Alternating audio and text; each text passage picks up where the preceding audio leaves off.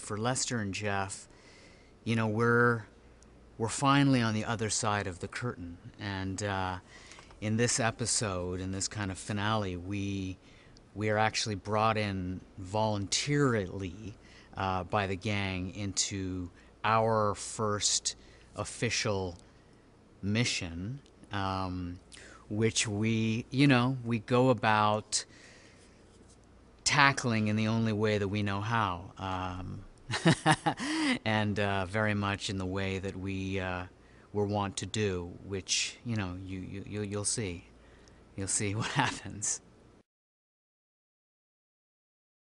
That I moved to Los Angeles for this show, and so I didn't really know anybody, and so by surrogacy, these people became my family and my friends, and so I would have been attached to them anyway. But they are such a fun, as you say, fantastic group of people that I couldn't have been luckier. I mean, I'm a bit of an animal, and I need some kind of zoo around me. And these are like just a fantastic group of people to have kind of been my anchor here. And I think that as time goes on and I look back on the show and the people, I'll realize even more deeply how important that was for me. I've done stuff in the last 5 episodes that is amongst my favorite that I've gotten to do all series. Going back, I think the first time that I picked up the microphone and we became Jeffster was certainly one of my, something I'll never forget. It was a beautiful episode, I thought, writing-wise, and between me and Scotty, aka Jeff. But in the last little while, there's been exchanges, little pieces of dialogue that is so, it's so sweet and so kind of juste and perfect in terms of their relationship and their friendship that this is the stuff that I'm going to remember a lot.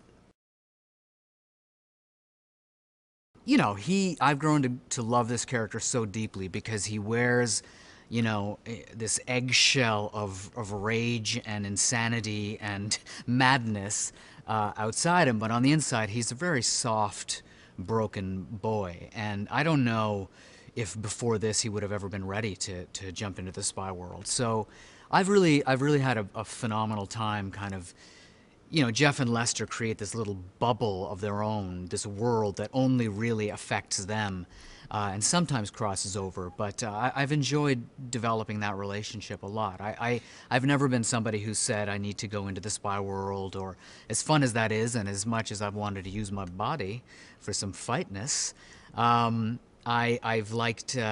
just like the development and the deepening of the character more than anything.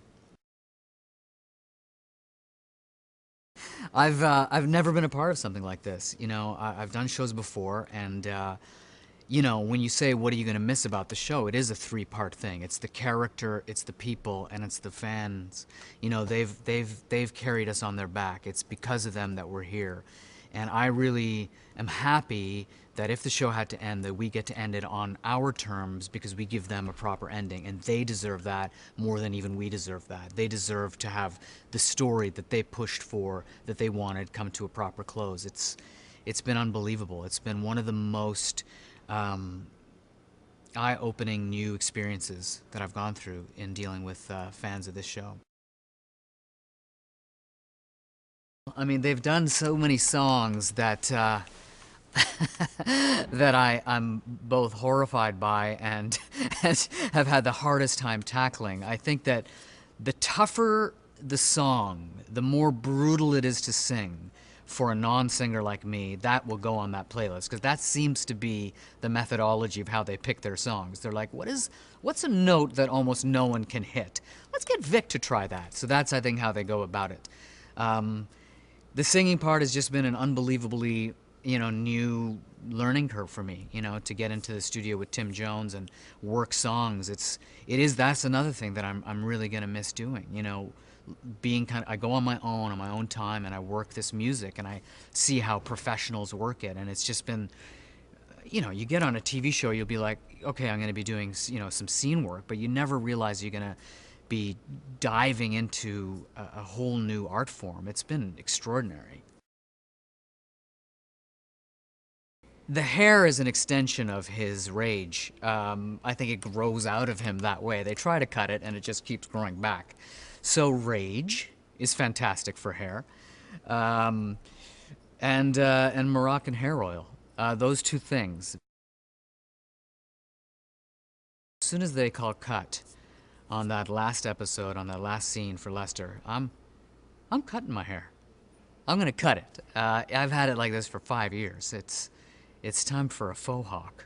No, I don't know what it'll be, but yeah, the hair seems to be the most defining quality these days of Lester. So maybe I won't cut it, or I'll cut it and keep it in my pocket. This pocket.